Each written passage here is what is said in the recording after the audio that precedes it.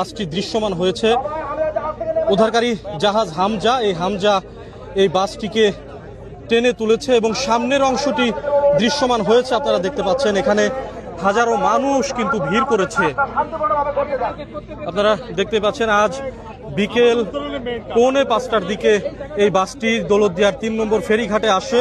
কুষ্টিয়া থেকে ছেড়ে আসে 50 জনেরও বেশি যাত্রী নিয়ে বাসটি এখানে এসে বাসটি ফেরিতে ওঠার সময় পন্টুন থেকে কিন্তু নিয়ন্ত্রণ হারিয়ে এই বাসটি ছিটকে একেবারে পদ্মা নদীতে পড়ে যায় এবং দীর্ঘ এই যে কয়েক ঘন্টা পরে, এখন 11:15টারও বেশি বাজে, এই দীর্ঘ কয়েক ঘন্টার পরে এই বাসটি এই টেনে তোলা সক্ষম হয়েছে এবং সামনের অংশটি টেনে তোলা সক্ষম হয়েছে। আপনারা দেখতে পাচ্ছেন বাসের নম্বরটি দেখা যাচ্ছে এখানে।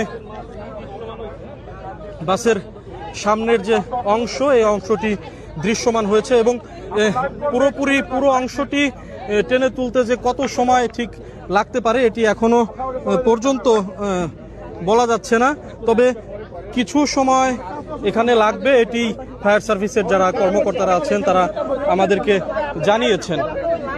আপনারা দেখুন ফায়ার সার্ভিসের ডুবুরি ইউনিটে যারা কাজ করেন, ডুবুরি ইউনিটের যারা সদস্যরা আছেন তারা কিন্তু দেখতে পাচ্ছেন যে তারা আবারও হয়তোবা নিচে নামার চেষ্টা করছে। হ্যাঁ, তারা আবারও পানির নিচে নামার চেষ্টা করছে, হয়তোবা তারা বাসের মধ্যে ঢোকার চেষ্টা তারা করছেন এবং আর কিছুক্ষণের মধ্যেই হয়তো পুরো বাসটি টেনে তোলা সম্ভব হবে। তবে আমরা যেটি ধারণা করছি যে ফায়ার সার্ভিস কি পুরো বাসটি টেনে তুলবেন নাকি ফায়ার সার্ভিসের ডুবুর ইউনিট এখন বাসের মধ্যে ঢুকে তারপর এক এক করে উদ্ধার তৎপরতা চালাবেন, সেই বিষয়টি এখনো কিন্তু আমরা নিশ্চিত হতে পারিনি। তবে আমরা দেখছি যে তারা হয়তোবা আগে পর্যবেক্ষণ করছেন যে কিভাবে উদ্ধার কার্যক্রমটি চালানো যায়। আপনারা আমাদের সঙ্গেই থাকুন, পরবর্তীতে আরও তথ্য আমি আপনাদেরকে জানিয়ে দিব।